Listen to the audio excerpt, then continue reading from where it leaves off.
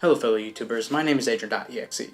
In this episode of Armchair Journalism, we will cover what exactly has been happening in Mexico after El Chapo's reign came to an end, and who exactly displaced the Sinaloa cartel from the top of the drug trafficking throne. It may come as a shock, but the truth is that we are far from winning the war on drugs, and as reality has shown us recently, capturing one drug lord causes a struggle for power, fragmentation among certain groups, and lots of violence. Since 2006, the year Mexico's government declared its war on drugs, more than 150,000 people have died due to drug-related violence, and 37,000 people have gone missing. Last year, more than 9,000 people went missing, and nearly 8,500 people have died due to cartel-related violence and warfare. There have been so many deaths that morgues no longer have room to store bodies, and use death trailers instead. These clandestine mass graves in Mexico and the lack of a robust DNA database to identify the deceased makes it difficult to combat impunity and track those who went missing. Currently, 20 of Mexico's 31 states lack the DNA databases needed to identify unclaimed bodies.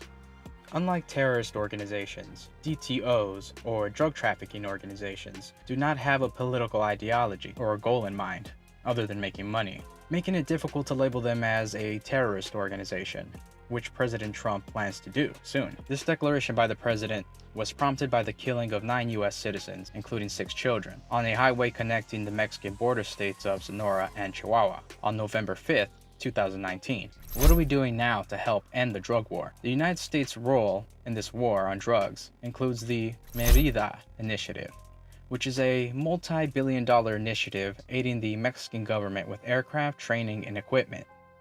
The election of Mexican President Andrés Manuel López Obrador in 2018 brought about the formation of a new National Guard, deployment of military forces throughout the country, and the sending of federal troops to Tijuana. Earlier last year, in May of 2019, President Obrador stated, "We do not want the so-called Merida Initiative." Additionally, the Trump administration requested $76.3 million in 2020 to fund the Merida Initiative, which was 35% less than the amount given in 2018. The problems in Mexico directly impact us here in the US due to Mexican DTOs being one of the largest suppliers of heroin, fentanyl, methamphetamines, and cocaine, according to the DEA. And if you watch my Narcos the USA video, you know that they also have connections with local gangs in the US, in charge of distributing and selling the drugs smuggled across the border. The production of heroin alone has increased by 37% between 2016 and 2017 due to the opioid epidemic here in the US. Furthermore, seizures of fentanyl at ports like Nogales have doubled. The popularity of fentanyl has also affected poppy farmers, who are almost out of a job due to the preference of a more potent drug, which causes some to turn to crime as a response. On top of that, it seems that cartels can produce fentanyl in Mexico rather than obtaining precursors from China. The surge of American deaths due to synthetic opioids has increased from 3,000 in 2013 to more than 30,000 in 2018. According to the Washington Post, synthetic opioid overdoses have now killed more Americans than the wars in Vietnam, Afghanistan, and Iraq combined. Which cartels have been active in Mexico? The main DTOs in Mexico are the Sinaloa cartel, the Jalisco New Generation cartel, the Juarez cartel, the Gulf cartel, Los Zetas, and the Beltran Leyva organization. The Sinaloa cartel was formed in 1989 and was formerly led by Joaquin El Chapo Guzman and now led by Ismael El Mayo Zapata Garcia, as well as Guzman's sons. Currently, the Sinaloa cartel controls most of the Pacific coast, specifically the areas highlighted in brown. These striped brown highlights are disputed territories. The Jalisco Cartel New Generation, formerly known as Los Torcidos or Cartel Jalisco Nueva Generación, abbreviated CJNG, is a group that splintered off from the Sinaloa cartel and formed after the Sinaloa cartel capo Ignacio Coronel had been killed by Mexican security forces in 2010. The CJNG, which has about 5,000 members, is run by Nemesio Oseguera Ramos, aka El Mencho, who is said to be Mexico's new El Chapo. Unlike El Chapo, however, El Mencho is straight edge, in shape due to his military training, doesn't mind hiding in the wilderness, and his cartel is more brutal than the Sinaloa cartel. His estimated net worth ranges between $500 million and $1 billion. Also, here's a map, highlighted in livid, showing where the CJNG operates. According to the DEA, this group is characterized by its willingness to engage in violent confrontations. But that is putting it mildly. El Mencho has reportedly ordered the murders of women and children, and according to DEA agent Cal Mori, they are very violent. Decapitations, dissolving bodies in acid, public executions, ripping out the heart, killing women and children, bombings against people. It happens almost every day. El Chapo was violent, but El Mencho has taken it to a new level. The CJNG is the cartel that the media sees as the group that displaced the Sinaloa cartel. Another group, the long-standing rival of the Sinaloa cartel, the Juarez cartel, formed in 1970 and is led by Juan Pablo Ledesma. It controls the north-central state of Chihuahua, which is across the border from New Mexico and Texas. The remnants of the Juarez cartel are also highlighted in brown on the map shown. The Gulf cartel, formed in the 1930s and formerly led by Luis Blanco, aka Pelochas, and Juan Salinas, aka El Toro, controls the northeastern state of Tamaulipas.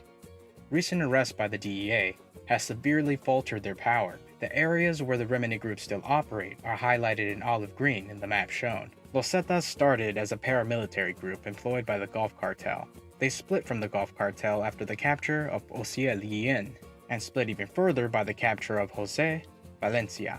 The number of splinter cells of Los Zetas makes it difficult to identify the leaders. However, what is known is that the splinter cells that used to make up Los Zetas as a whole now control parts of Tamaulipas and the Gulf Coast. The areas where the remnant groups still operate are highlighted in olive green in the map shown. The Beltran Leyva organization, started by the Beltran Leyva brothers, split from the Sinaloa cartel in 2008. Their recent arrests and deaths have diminished their power, but some of their loyalists are still in operation in Mexico. The areas where the remnant groups still operate are highlighted in brown in the map shown. Were these groups active in 2019? Yes, on April 19th in Veracruz, CJNG killed 14 people, including a 1-year-old baby. This was allegedly caused by a clash between Los Zetas and CJNG. Additionally, on April 4th, the Grupo Sombra left a decapitated corpse and a narco flag to warn the CJNG. On August 8th, 9 bodies were found hanging from an overpass of a bridge in Mexico City. 7 more dismembered corpses were found at a nearby road, and 3 more non-dismembered bodies were found close by near another road. Alongside the bodies hanging was a CJNG banner. How are drugs entering the US, you may ask? Drugs enter the US through over 300 ports of entry, controlled by Customs and Border Protection. Traffickers smuggle drugs using anything from tractor trailers to cargo trains. They also have utilized underground tunnels that go through the border, and even drones. Even with the capture of El Chapo, there is seemingly no end to the number of drugs coming into the US, as evidenced by the recent amount of fentanyl seized on January 31st of last year, linked to the Sinaloa cartel at the Nogales port of entry. You might be wondering at this point, shouldn't targeting and killing the head of every cartel effectively disband the cartel, as it did with Pablo Escobar? No, unfortunately, it hasn't, and many operations aimed at arresting or killing heads of cartels have had a marginally positive effect. The effect has mostly caused fragmentation and a constant battle for territory. Luckily, President Obrador has been reluctant to solely implement the kingpin strategy, which involves the popular method of taking down the CEOs of criminal organizations. The problem with this methodology is that it shows little results and aids in perpetuating the narrative that this strategy works. Another problem with this approach is that drug cartels are not just vertically integrated organizations, but both horizontally and vertically integrated. Horizontal integration is when a company takes over another company providing a similar service, essentially absorbing the competition. Vertical integration refers to a company taking control of one of the businesses operating within the supply chain. Cartels not only have a hold on poppy fields, vertical integration, but have a transnational network that aids in distributing drugs like fentanyl. Additionally, cartels are also now competing with internet-based drug trafficking that buys directly from China, where fentanyl precursors can be obtained, and create the drug from scratch in the US, meaning that cartels and drug suppliers in general are more complexly structured than ever before, and new methods will need to be implemented to combat drug trafficking. So at this point, you may be asking yourself, what do we do then? The methodology needs to change and needs to be tackled holistically. Be committed to understanding the psychological reasons behind illicit drug use and how it affects the law. Poverty also tends to be a factor that draws people into the life of crime. If you don't believe me, ask Miguel Gallardo. He wrote the following in his diary. Today, the violence in the cities needs a program of national reconciliation. There needs to be a reconstruction of villages and ranches to make them self-sufficient. There needs to be assembly plants and credit at low interest, incentives for cattle and schools. He also wrote, violence can be fought with jobs. We must remember that in the mountains of Mexico, the people are forgotten. There are no medical clinics, roads, or security, only repression. A great example of how we are viewing the issue can be seen in how we handled the El Chapo trial, where a great amount of effort was placed in suppressing testimony or mentioning of anything that highlighted the corrupt Mexican government. U.S. involvement in the drug war and the poverty rate in Mexico and its effect on the local communities. A solution has been proposed by President Obrador. The National Development Plan for 2019 through 2024 plans to end the prohibition on drugs and redirect funds towards rehabilitation or drug treatment programs. Currently, 2 people are allowed to use and transport cocaine, and Mexico's Supreme Court gave Congress until April 20th, 2020 to approve legislation that legalizes all forms of cannabis. It seems due to the profit paradox, simply limiting the number of drugs that enter the US is not enough either. The profit paradox refers to limiting the amount of product available, but by doing so, it increases the profits that can be made from the said product, hence the name profit paradox. The Hydra effect also plays a role.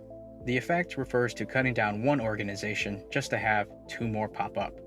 Even if we kill or arrest all cartel leaders, there will always be a group ready and willing to take its place, as long as there is a demand for drugs. Many experts agree that drug treatment facilities are the solution to stopping the demand for drugs. It has worked in other countries. For example, a study by the American Journal on Addictions found that when France allowed its citizens to access buprenorphine, an opioid addiction treatment medication, overdose deaths decreased by 79%, and this decrease happened while the number of people attending treatment increased. Another factor that aids cartels in continuing the smuggling of drugs are money laundering banks like HSBC and Wells Fargo. HSBC was fined in 2012, $1.9 billion, which was just a fraction of their $16.8 billion profits in 2011. Assistant U.S. Attorney General Lanny Breuer stated that as a result of the government's investigation, HSBC has clawed back deferred compensation bonuses given to some of its most senior U.S. anti-money laundering and compliance officers, and agreed to partially defer bonus compensation for its most senior officials during the 5-year period of the Deferred Prosecution Agreement. The U.S. Department of Justice held back on criminal prosecution because of fear that it may cripple the financial institution, regardless of the violation of the Bank Secrecy Act, Trading with the Enemy Act, and other AML statutes.